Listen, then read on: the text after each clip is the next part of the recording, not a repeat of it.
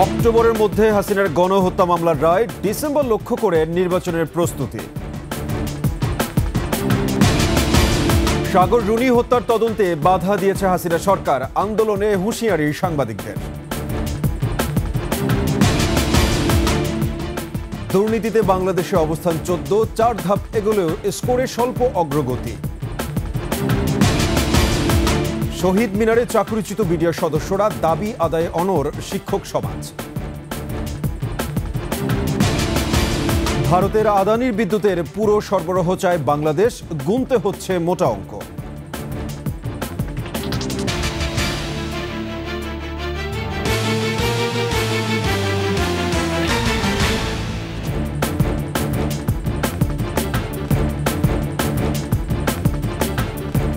শুনছিলেন সংবাদ শিরোনাম, আমন্ত্রণ সন্ধ্যার 21 সংবাদে, সাথে আছে আমি সাব্বির আহমেদ।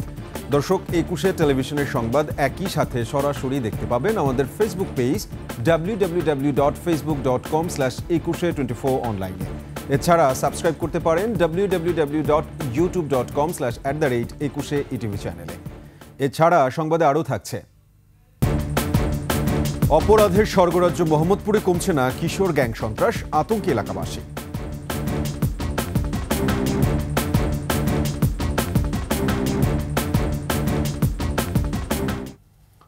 অক্টোবরের মধ্যেই আন্তর্জাতিক অপরাধ ট্রাইব্যুনালে শেখ হাসিনার বিরুদ্ধে গণহত্যা মামলার রায় হবে। সচিবালয়ে নিজ মন্ত্রণালয়ের সভাকক্ষে এমন আশার কথা জানান আইন উপদেষ্টা আসিফ নজরুল। শেখ হাসিনাকে আশ্রয় দিয়ে বাংলাদেশের বিরুদ্ধে ভারত ষড়যন্ত্র করছে বলেও অভিযোগ করেন তিনি।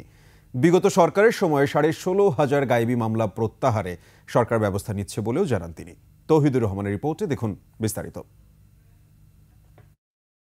জুলাই আন্দোলন দমাতে গণহত্যার দায়ে শেখ হাসিনা সহ তার সরকার ও দলের বিভিন্ন স্তরের ব্যক্তির বিরুদ্ধে 300-রও বেশি অভিযোগ জমা পড়েছে আন্তর্জাতিক অপরাধ ট্রাইব্যুনালে। বাছাই শেষে 16টি মামলার তদন্তের কাজ এই মাসে শেষ হচ্ছে।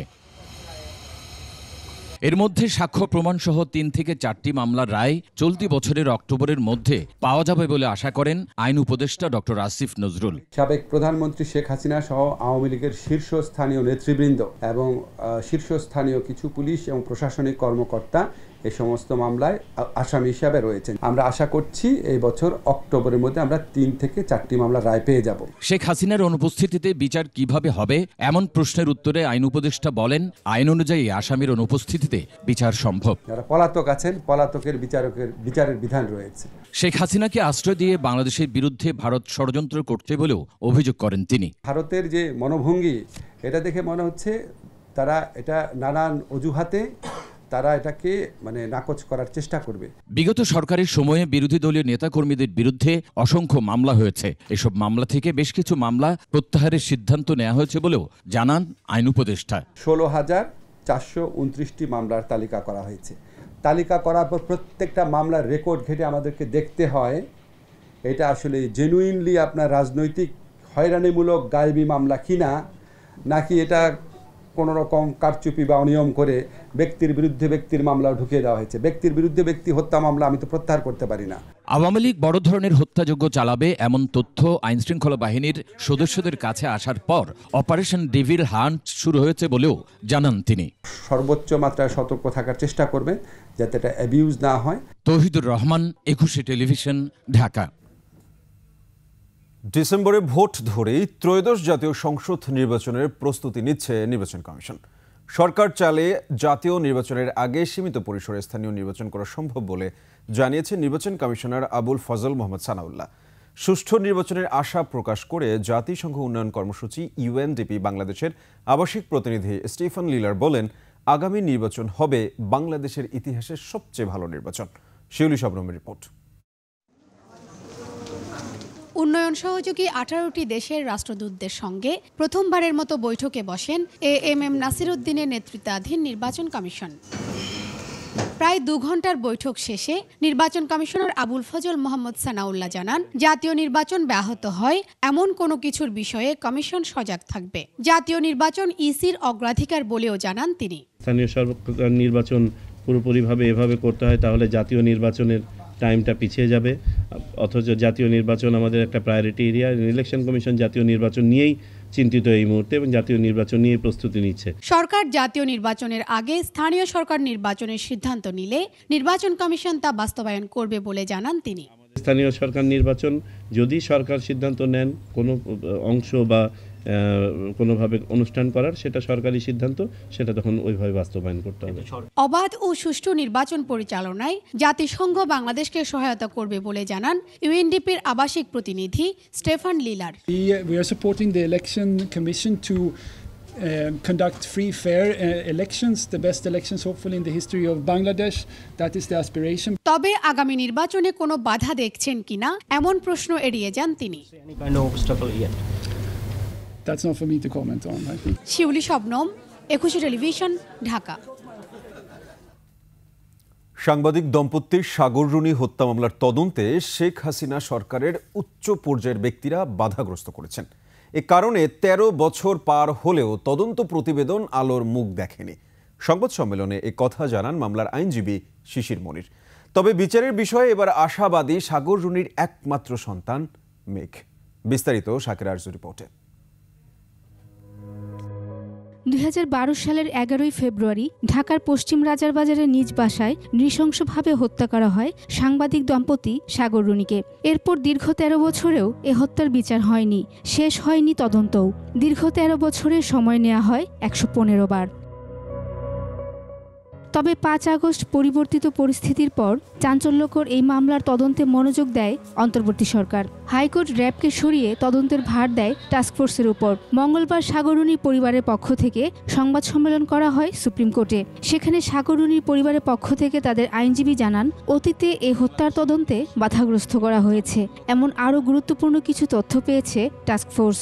যাদেরকে এক্সামিন করা হয়েছে, যাদের সঙ্গে তদন্তকারী কর্মকর্তারা আলোচনা করেছেন, আলাপ করেছেন, অন্য মামলায় জেলে আছেন এরকম ব্যক্তিবর্গের সঙ্গেও আলাপ করা হয়েছে, যারা কিছুটা স্টেটমেন্ট দিয়েছেন, ঊর্ধ্বতন কর্তৃপক্ষের যোগাযোগের ব্যাপারে তারা মুখ খুলেছেন। আগের যারা রিট পিটিশন করেছিলেন তারাই বা কেন রিট পিটিশন করেছিলেন, কেন র্যাবকে সেই দায়িত্ব দেওয়া হয়েছিল, সেটিও খতিয়ে দেখছেন ইনভেস্টিগেটিং অফিসার। মামলার বাদী নওশের রহমান জানান, আগের সরকার ও তাদের সংশ্লিষ্টরা সাগর রুনি হত্যায় জড়িত। আর মেঘ বললেন, এবার তিনি আশাবাদী। মনে করি যে তৎকালীন সরকার বা তাদের সংশ্লিষ্ট কেউ এটার সাথে জড়িত। তো এই সব কিছুই পরিবর্তন হয়েছে, কিছুটা আশার আলো আমরা দেখতে পাচ্ছি, বাট সম্পূর্ণ আসলে এতবার আমরা আশা ভঙ্গ ঘটেছে, যার ফলে আমরা আশাবাদী হওয়ার মতো কিছু পাচ্ছি না যতক্ষণ পর্যন্ত না আমরা তদন্ত রিপোর্টে কি আসছে সেটা জানতে পারছি। একটু হলেও আমরা হোপফুল, আশা করি যেহেতু অনেক কিছু বললো, মাত্র বলে গেল, তো আশা করা যাচ্ছে যে মানে পজিটিভ কিছু একটা শুনতে পারবো। আগামী এপ্রিলে এই হত্যা নিয়ে টাস্কফোর্সে তদন্ত প্রতিবেদন হাইকোর্টে জমা দেওয়া হবে। উচ্চতর টাস্কফোর্স 4 এপ্রিলের মধ্যে হাইকোর্ট বিভাগে তাদের তদন্তের সারবত্তা পেশ করবেন। শাকির আরজু, 21 টেলিভিশন, ঢাকা। অবিলম্বে সাগর রুনি হত্যাকাণ্ডের তদন্ত প্রতিবেদন দাখিল না হলে সংগ্রাম পরিষদের মাধ্যমে আন্দোলন বেগবান করার ঘোষণা দিয়েছে ঢাকা রিপোর্টার্স ইউনিটি। সাংবাদিক দম্পতি হত্যাকাণ্ডে আওয়ামী প্রভাবশালীরা জড়িত ছিল বলে 13 বছরে বিচার হয়নি অভিযোগ সাংবাদিকদের। বিস্তারিত আকবর হোসেন সুমনের রিপোর্টে। সাংবাদিক দম্পতি সাগর রুনি হত্যাকাণ্ডের 13 বছর মামলার তদন্ত প্রতিবেদন দাখিলে আদালত সময় পিছিয়েছে 115 বার। তবে পরিবর্তিত পরিস্থিতিতে সরব ঢাকা রিপোর্টার্স ইউনিটি। ডিআরইউ প্রাঙ্গণে প্রতিবাদ সমাবেশে বিক্ষুব্ধ সাংবাদিকদের আক্ষেপ, বিগত সরকার চায়নি এই হত্যাকাণ্ডের সুষ্ঠু তদন্ত। সরকারের প্রধানমন্ত্রী যখন বলে আলামত পাওয়া যাচ্ছে না, আইজির বাপের সাধ্য আছে সেভাবে তদন্ত করা। আগামী 2 মার্চ বিজ্ঞ আদালত তারিখ দিয়েছেন, ওই দিন আদালতে সাগর রুনি হত্যাকাণ্ডের চার্জশিট আমরা দেখতে চাই। বিচারের আন্দোলন ভেস্তে দেওয়া সুবিধাভোগীরাও সমান অপরাধী বলে উল্লেখ করেন সাংবাদিকরা। রাষ্ট্রীয় সিদ্ধান্তে আদালতের মাধ্যমে এই সাগর রুনি হত্যাকাণ্ডের বিচারকে একটি ফ্রিজে বন্দী করে রাখা হলো। ডেভিল হান্টিং যে প্রক্রিয়াটা শুরু হয়েছে, আমরা সাংবাদিক সমাজ আজকে সেখান থেকে আওয়াজ তুলতে পারি না যে রুনি হত্যাকারীরা একটা ডেভিল। আওয়ামী প্রভাবশালীদের দৌরাত্মে হত্যায় জড়িতরা আড়ালে বলে অভিযোগ আসে সমাবেশে। আমাদের কয়েকজন সিনিয়র সহকর্মী বন্ধু এই সাগর রুনি হত্যাকাণ্ডের বিচারের সাথে আন্দোলনের সাথে বিশ্বাসঘাতকতা করেছিলেন। এই হত্যার সাথে আওয়ামী লীগের প্রভাবশালী লোকজন যে জড়িত ছিল তার প্রমাণ হচ্ছে আমরা খুনিদের নাম জানতে পারি না। বিভক্তি থাকলেও বিচার দাবির ঐক্য অটুট রাখার আহ্বান জানান সাংবাদিকরা। দ্রুত তদন্ত শেষ করুন এবং এই হত্যাকাণ্ডের বিচার করুন। আকবর হোসেন সুমন, 21 টেলিভিশন, ঢাকা। সাংবাদিক দম্পতি সাগর রুনি হত্যাকাণ্ডের 13 বছর। বহুল আলোচিত এই হত্যার রহস্য উদ্ঘাটন হয়নি এখনো। অধরা রয়ে গেছে খুনিরা। এ নিয়ে 115 বার পিছিয়েছে হত্যা মামলার তদন্ত প্রতিবেদন দাখিলের সময়। অন্তর্বর্তী সরকার তদন্তকারী সংস্থার বদলে টাস্ক ফোর্স গঠনের কারণে নতুন করে আশার আলো দেখছেন নিহত 2 সাংবাদিকের পরিবার। তারা চাইছেন ন্যায় বিচার। বাকিটা থাকছে দীপু শিকদারের রিপোর্টে। ক্যামেরায় ছিলেন ওয়াসিম খান। আশা করা যাচ্ছে যেহেতু এপ্রিল একটা সময় চেয়েছে, আশা করা যাচ্ছে এপ্রিলে কিছু একটা হবে। সাগর রুনির 5 বছরের সন্তান মেঘের বয়স 18 পেরিয়েছে। বাবা মা হত্যার বিচার দেখতে চায় সে। একজন বলছে যে আমাকে গুলি করে মেরে শুয়ে পড়া, তো গুলি করে মেরে ফেলবে, এরকম কিছু একটা বলছে। আবার শুয়ে গেছিলাম। রক্ত কি এটা বুঝতাম না, মানে রক্ত বলতে এত জীবনও মানে টিভি তো দেখিনি, তো হচ্ছে আমি তখন বুঝতে পারিনি কিছু, পরে আর কি রিয়েলাইজ করছি। অগ্রগতি হচ্ছে আমরা দেখতেছি, বাট যদি রেজাল্ট না হয় লাস্টে তাহলে সেম জিনিসই হইলো। সাগর রুনির পরিবারের অন্য সবাইও আশায় বুক বেঁধেছেন। পরিবর্তনের এই সময়ে 1 যুগেরও বেশি সময় পর হলেও হয়তোবা তারা বিচার পাবেন। আর তারপর আপনারা টাস্ক ফোর্স করছেন, তাই এটা তো আমরা আশা করতেই পারি। আপনি যতই কার্যক্রম দেখান, দিন শেষে সেটা যদি 0 হয় তাহলে 0, আর কিছু না করে যদি রেজাল্ট আসে তাহলে তো এটা আসলোই। অন্তর্বর্তী সরকার মামলাটি তদন্তে টাস্ক ফোর্স করেছে, যার প্রধান পিবিআইয়ের অতিরিক্ত আইজিপি। তাদের 6 মাস সময় দেওয়া হয়েছে তদন্ত প্রতিবেদন দিতে। আমরা তদন্ত করতেছি, তদন্ত সব দিকে আমরা দেখতেছি, বাকি আল্লাহর ইচ্ছা বা আমাদের তদন্ত অগ্রগতি যা হবে আমরা জানাবো। এখন পর্যন্ত 115 বার সময় নিয়ে কোনো প্রতিবেদন দিতে পারেননি তদন্তকারীরা। আগামী 2 মার্চ আরও একটি তারিখ রয়েছে। মামলার বাদী ও রুনির ছোট ভাই নওশের রোমান হত্যা রহস্য উদ্ঘাটনের আশা করছেন এবার। ওভারঅল আশারও দেখতে পারি, যেমন র্যাবকে সরিয়ে দিল, এটা তো আসলে কারণ ছাড়াই র্যাবের কাছে জিনিসটা এত বছর ছিল এবং তারা আসলে মামলাটা তারাই নষ্ট করেছে জিনিসটা।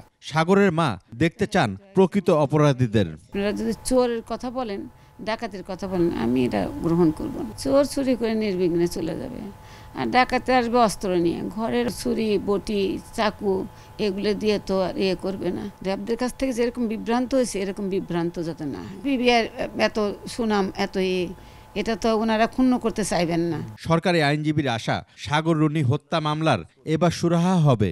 অতীতে কি কাজগুলো হয়েছিল, কতটুকু কি হয়েছে, সবগুলো তারা তাদের মধ্যে অগ্রগতি দেখা দিয়েছে, তারা কাজ শুরু করছে এবং তারা আশা রাখতেছেন তারা 6 মাসের মধ্যে বা এর পূর্বেই তারা তাদের এই তদন্ত রিপোর্ট দাখিল করতে পারবেন। 2012 সালের 11 ফেব্রুয়ারি রাতের কোনো এক সময় রাজাবাজারের নিজ বাসায় খুন হন সাংবাদিক দম্পতি সাগর সরোয়ার এবং মেহরুন রুনি। বিচার তো দূরের কথা, 13 বছরে মামলার তদন্তই শেষ হয়নি। চেয়ে যাচ্ছে। দীপু শিকদার, 21 টেলিভিশন, ঢাকা। দেশ জুড়ে চলমান অভিযানে কোনো ডেভিল যেন রেহাই না পায়। আইন প্রয়োগকারী সংস্থাগুলোর উদ্দেশ্যে স্বরাষ্ট্র উপদেষ্টা জাহাঙ্গীর আলম চৌধুরী বলেন, কোনো অপরাধীকে যেন রাস্তায়, বাজারে, মাঠে, ময়দানে কিংবা রাজপথে দেখা না যায়। আর আইন উপদেষ্টা আসিফ নজরুল বলেন, হুটহাট করে কাউকে জামিন নয়, বিচার বিবেচনা করে জামিন দিতে হবে। চ্যালেঞ্জিং পরিস্থিতির কথা উল্লেখ করে আইন উপদেষ্টা বলেন, বিচার বিভাগ থেকে শুরু করে সব বিভাগ সঠিকভাবে কাজ করলে মবতন্ত্র কমে যাবে।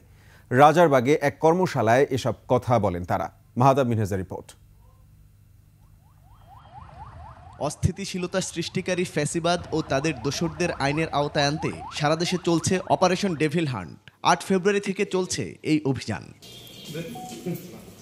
এই অভিযান পরিচালনায় আইন প্রয়োগকারী সংস্থাগুলোকে আরও দক্ষ করতে মঙ্গলবার সকালে রাজারবাগ পুলিশ লাইন্সে স্বরাষ্ট্র মন্ত্রণালয়ের উদ্যোগে এই কর্মশালা। 6টি গ্রুপে কর্মশালায় অংশ নেন ঢাকা মেট্রোপলিটন পুলিশের বিভিন্ন ইউনিটের 150 জন সদস্য। উদ্বোধনী অনুষ্ঠানে স্বরাষ্ট্র উপদেষ্টা বলেন, ফ্যাসিবাদ বিদায় নিলেও তাদের দোসররা দেশে বিদেশে সরকারের বিরুদ্ধে নানা রকমের ষড়যন্ত্র চালিয়ে যাচ্ছে। আমরা কোনো অপরাধীকে রাস্তায়, বাজারে, মাঠে, ময়দানে, রাজপথে দেখতে চাই না। প্রত্যেক অপরাধীকে আইনের আওতায় আনতে হবে, তাদের বিচার নিশ্চিত করতে হবে। আমি আইন শৃঙ্খলা বাহিনীকে আরও তৎপর হতে বলবো। অপারেশন ডেভিল হান্টকে আমি বলবো no devil should be escape from law enforcing agencies. Police, court সহ আইন শৃঙ্খলা নিয়ন্ত্রণকারী বাহিনী ঠিকমতো দায়িত্ব পালন করলে মবের সংস্কৃতি কমে আসবে বলে জানান আইন উপদেষ্টা। আপনারা এফআইআরটা একটু ডিটেইল করে লিখেন, অনেক সময় এজাহার অনেক তথ্য থাকে না, কিন্তু আপনি এফআইআর লেখার সময় এটা তো আপনার হাতে, আপনার তো সেই এফিসিয়েন্সিটা আছে। আমাদের যারা জাজরা আছেন তাদের কাছে আমার অনুরোধ, আপনারা হুটহাট করে জামিন দিবেন না। জামিন পাওয়ার পরে একজন মানুষ দেশের আইন শৃঙ্খলা পরিস্থিতির জন্য যদি ভয়াবহ হয়ে ওঠেন, যদি পালিয়ে যাওয়ার চেষ্টা করেন, যদি একই অপরাধ আবার করার চেষ্টা করেন, তাহলে সেটা জামিন দেওয়ার ক্ষেত্রে আপনাদের বিচার্য বিষয় হওয়ার কথা। শিল্প উপদেষ্টা বলেন, মানবাধিকার রক্ষা করে কাজ করতে হবে পুলিশকে। বেসিক হিউম্যান রাইটস প্রিন্সিপালকে আপহোল্ড করে সমস্ত আইন শৃঙ্খলার বাহিনীগুলো এগিয়ে যেতে পারে। এই কর্মশালার মধ্য দিয়ে একটি চমৎকার পুলিশিং ব্যবস্থা চালু হবে বলে আশা করেন বক্তারা। আমরা এর থেকে বিচ্যুত হব না। মাহতাব মিনহাজ, 21 টেলিভিশন, ঢাকা। যৌথ বাহিনীর বিশেষ অভিযানে অপারেশন ডেভিল হান্টে অপরাধী, সন্ত্রাসী ও বিভিন্ন মামলার আসামিদের গ্রেপ্তার অব্যাহত রয়েছে।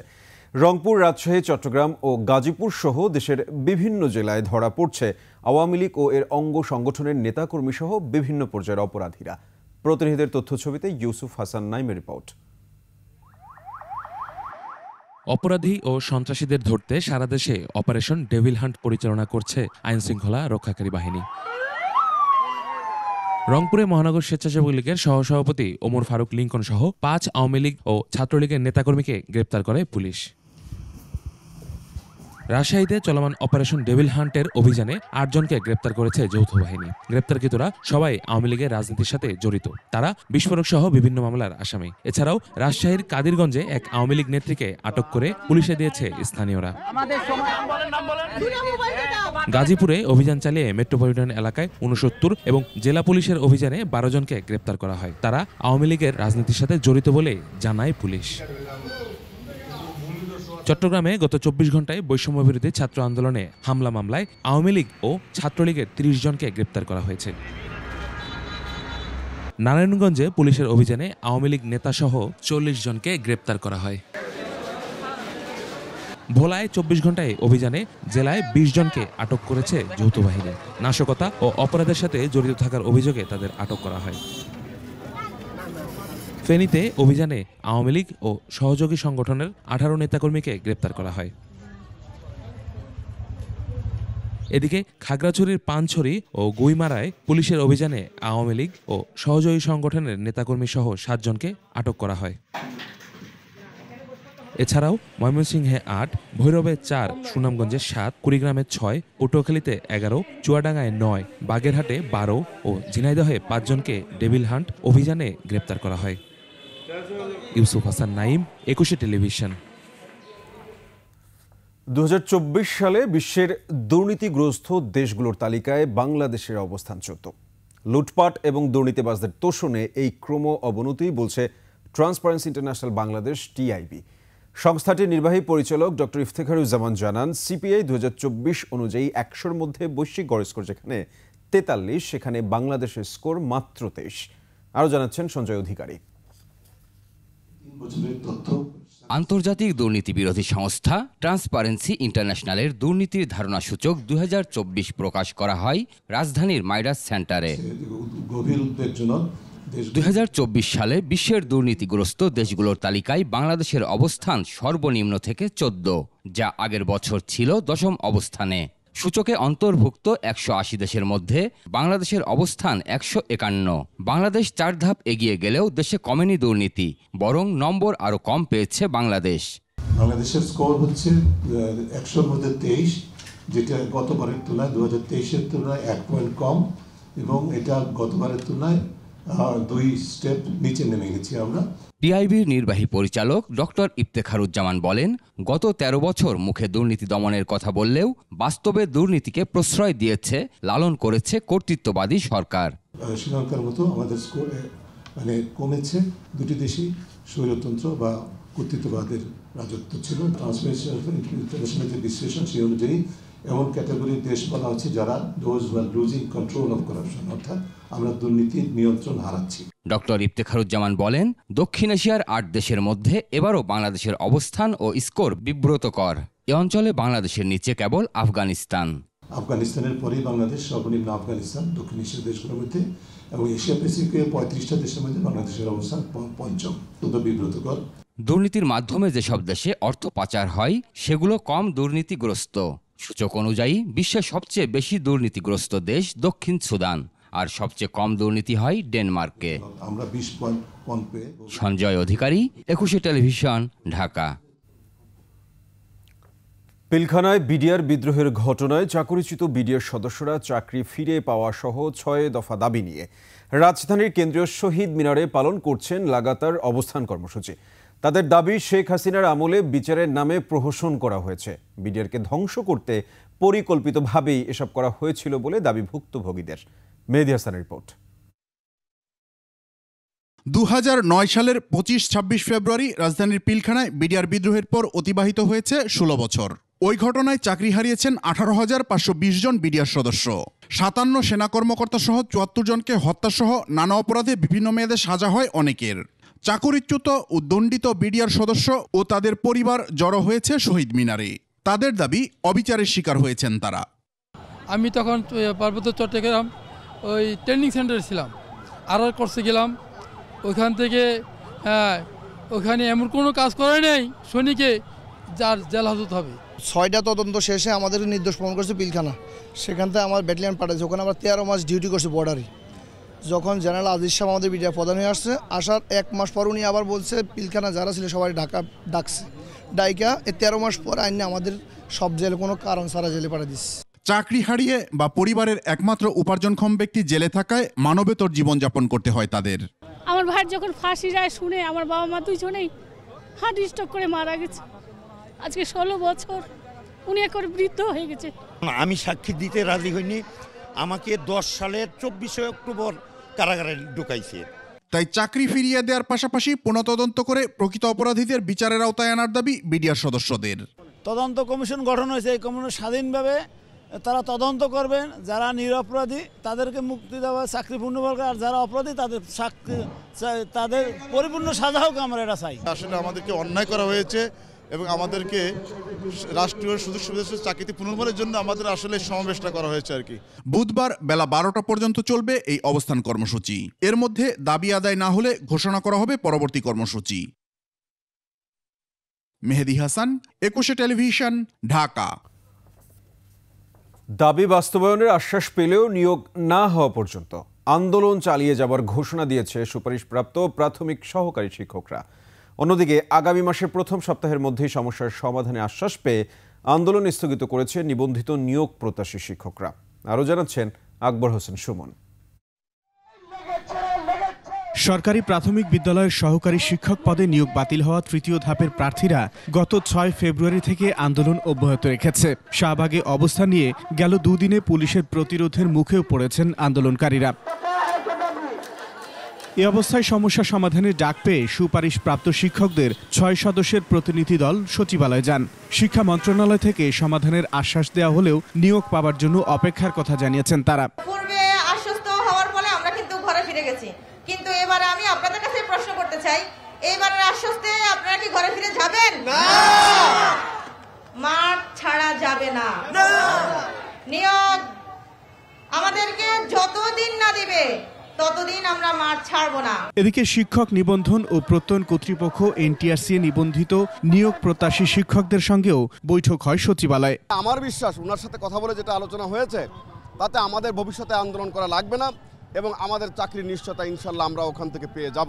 এই বিষয়ে আর দ্বিমত হওয়ার কোনো প্রশ্ন আছে বলে আমি মনে করি না এবং আমাদের আজকের এই কর্মসূচি আমরা অবশ্যই এখানে স্থগিত করে আমরা যার যার মতো বাড়িতে ফিরে যাব। দাবি পূরণের আশ্বাস পেয়ে কর্মসূচি প্রত্যাহার করেছে নিয়োগ প্রত্যাশী শিক্ষকরা। আকবর হোসেন সুমন, 21 টেলিভিশন, ঢাকা।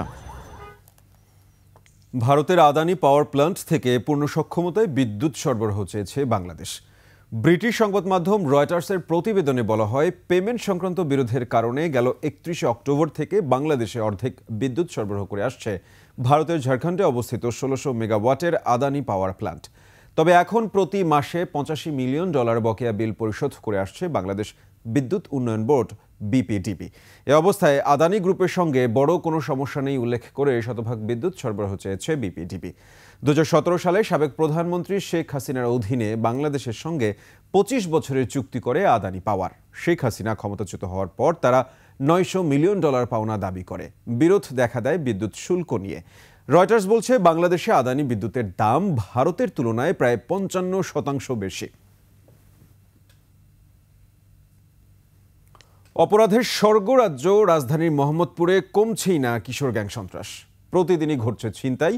সম্প্রতি আসামি ধরতে গেলে কিশোর গ্যাংয়ের হামলায় আহত হন মোহাম্মদপুর থানা পুলিশের 4 সদস্য সহ 5 জন। পুলিশ এ ঘটনায় 17 জনকে গ্রেফতার করলেও ওই এলাকায় কাটেনি গ্যাং আতঙ্ক। এরশাদ আলীর ক্যামেরায় দীপু শিকদারের প্রতিবেদন। নগরীর মোহাম্মদপুর আতঙ্কের এক জনপদের নাম, যেখানে প্রকাশ্যে ছিনতাই যেন প্রতিদিনের চিত্র। ধারালো অস্ত্র হাতে তারা দাপিয়ে বেড়ায় এক প্রান্ত থেকে অন্য প্রান্ত। বেশিরভাগ ঘটনার সঙ্গে জড়িত কিশোর অপরাধীরা, যাদের নিয়ন্ত্রণে আনা আইন শৃঙ্খলা রক্ষাকারী বাহিনীর জন্য বড় চ্যালেঞ্জ। সম্প্রতি মোহাম্মদপুর বোটঘাট এলাকায় কিশোর গ্যাংয়ের পাটালি গ্রুপের বিরুদ্ধে অভিযানে গেলে পুলিশের উপর হামলা চালায় তারা। আহত হন পুলিশের 4 সদস্য। ওরা আমাকে একটা বাড়ি দিছে, অন্ধকারের মধ্যেই রড দিয়ে বাড়ি দিছে, এই জায়গায় লাগছে, আর হাতে একটা বাড়ি লাগছে। ওরা সবাই মোটামুটি কিশোর গ্যাংয়ের সদস্য এবং এলাকায় ছিনতাই, মাদক ব্যবসা, এটার সাথে শুধু ওরা না, আশেপাশে যারা মহিলা আছে, মহিলারা হেল্প করে, পিচ্ছি বাচ্চারা 8 থেকে 10 বছরের বাচ্চা, তাদেরকে ওরা ইউজ করে। গুরুতর আহত আলামিন চিকিৎসা নিচ্ছেন একটি হাসপাতালে। আমার ছবি দেওয়া 2 জনের ছবি দেওয়া বলছে ওদেরকে তুই চিনো? আমি জি স্যার আমি চিনি। সামরিল 30-40 জন পোলা বানাইছে, আইয়া এলো পাতলা খুব শুরু করছে। পুলিশে কেমন আর দৌড় দিছে, তো ঠিক আছে সেটা মনে লাগে না লাগছে, আর আমার ধইরা মাটিতে ফালা আমার কোবাইছে। কিশোর গ্যাংয়ের হামলা, ছিনতাই, মাদক বাণিজ্য সহ নানা অপরাধে আতঙ্কিত বোটঘাট সহ আশপাশ এলাকার সাধারণ মানুষ। আদিস খান থেকে শুরু করে আইদিকে সুইচ গেট, যে আর ছিনতাই, এবং রাতে 10টা পর্যন্ত মানুষ চলাফেরা করতে পারে না। রাতে 10টা-11টার দিকে আসলে ওই সোনামি অ্যাটাকের সামনে আর এই যে এডুকের ভিতরে দইরা মোবাইল মানি ব্যাগ লয়ে যাবে, চুরি একটা দইরা মোবাইল টিয়া পয়সা যা আছে সব লয়ে যাইয়া। এত কষ্ট করে গাড়ি চালিয়ে টিয়া কামাই করছে, আমার টিয়া রাখায় ওরা আল্লাহ সইব। তবে পুলিশ বলছে এই হামলা মামলায় জড়িত অভিযোগে গ্রেফতার করা হয়েছে 17 জনকে। প্লাটমেট বস্তি এই এলাকাটাতে আপনার ঢাকার পার্শ্ববর্তী একটি বিভাগের 2টা জেলার লোকজনই বেশি। তারা আত্মীয়, তারা গ্যাংয়ের চাইতে আত্মীয়তার সূত্রেই তারা এই অপরাধী সংগঠন তৈরি করেছে। আপনার 50-60 জন 100 জন লোক আক্রমণে অংশ নিয়েছে, এর মধ্যে 2-4 জন মাইনরেস থাকতেই পারে। এদের বিরুদ্ধে অভিযান চালিয়ে যাওয়ার কথা জানান তিনি। যা আছে কিশোর অপরাধী কিছু আছে। দীপু শিকদার, 21 টেলিভিশন, ঢাকা। অর্থ পাচার ও অবৈধ সম্পদ অর্জনের অভিযোগে বাংলাদেশ ব্যাংকের সাবেক গভর্নর আব্দুর রৌফ সহ 25 জনের বিরুদ্ধে অনুসন্ধান করছে দুর্নীতি দমন কমিশন দুদক। সংস্থাটির মহাপরিচালক জানান, তদন্ত কর্মকর্তা পরিবর্তন হলেও কাজে কোনো প্রভাব পড়বে না। এদিন সাবেক শিল্প প্রতিমন্ত্রী কামাল আহমেদ মজুমদারের বিরুদ্ধে প্রায় 3 কোটি টাকার সন্দেহভাজন লেনদেনের অভিযোগে মামলা হয়েছে। এদিকে এলজিইডিতে 450 কোটি টাকার প্রকল্পে দুর্নীতির খোঁজে অভিযান চালিয়েছে সংস্থাটি। আরও জানাচ্ছেন প্রণব চক্রবর্তী।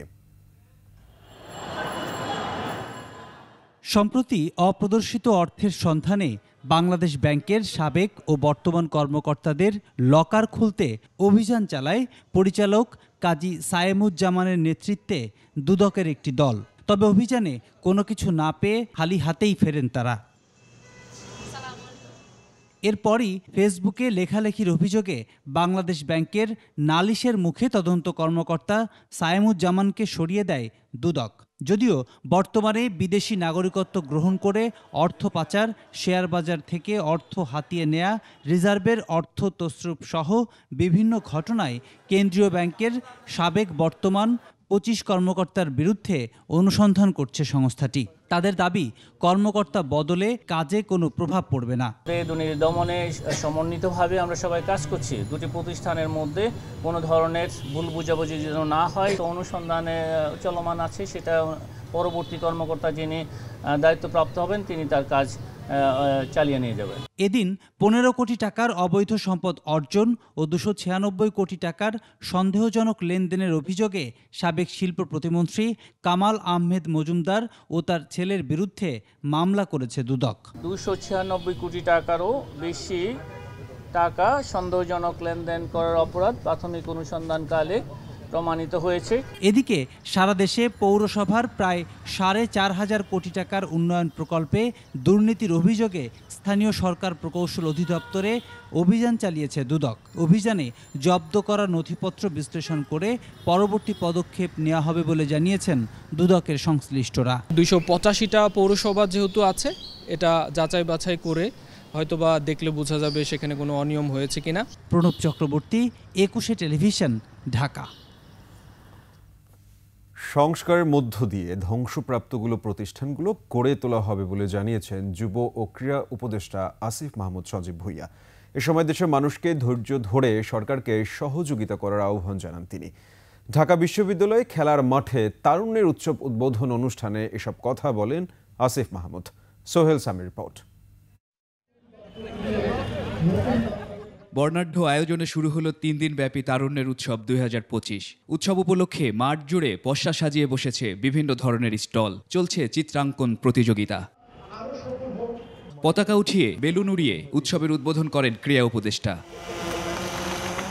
জুলাই অভ্যুত্থানের চেতনায় তারুণ্যের অংশগ্রহণে নতুন দেশ গড়ার প্রত্যয় জানান তিনি।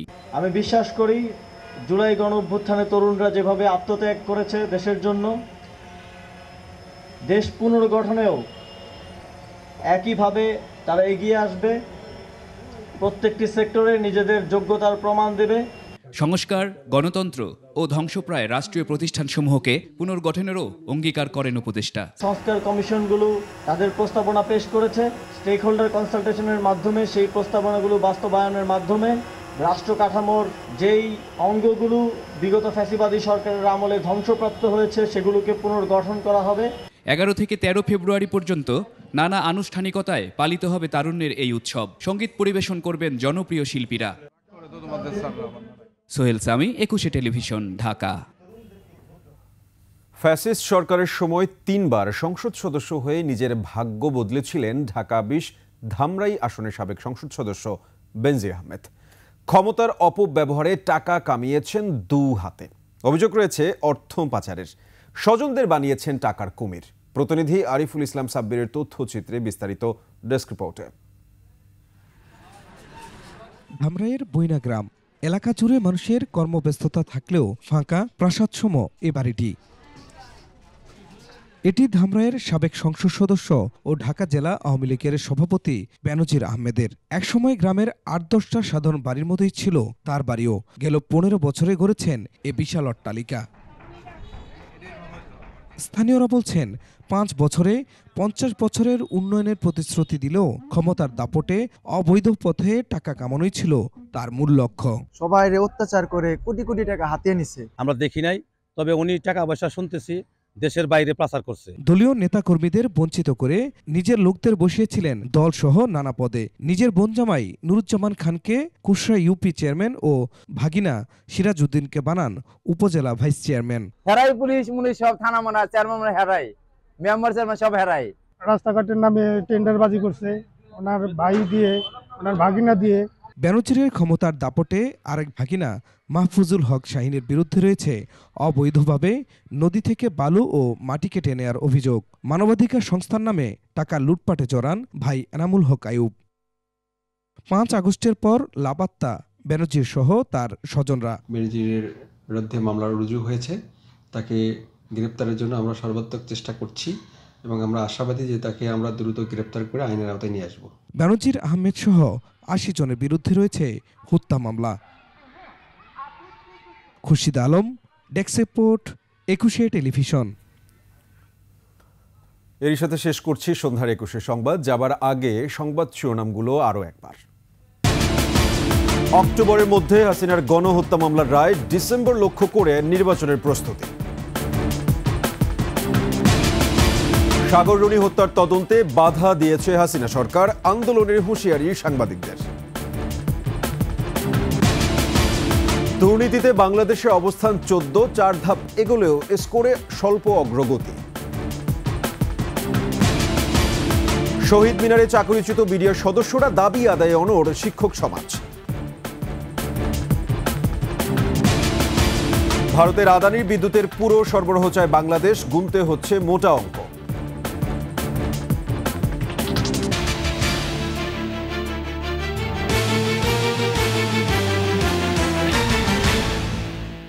দর্শক, সর্বশেষ সংবাদ জানতে ডায়াল করুন 202 নম্বরে আর ভিজিট করুন 21-tv.com এই ওয়েবসাইটে।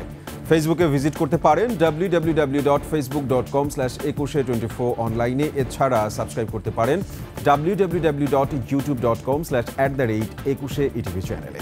এতক্ষণ সঙ্গে থাকার জন্য সবাইকে ধন্যবাদ। পরবর্তী সংবাদ রাত 9টায় দেখার আমন্ত্রণ রইল।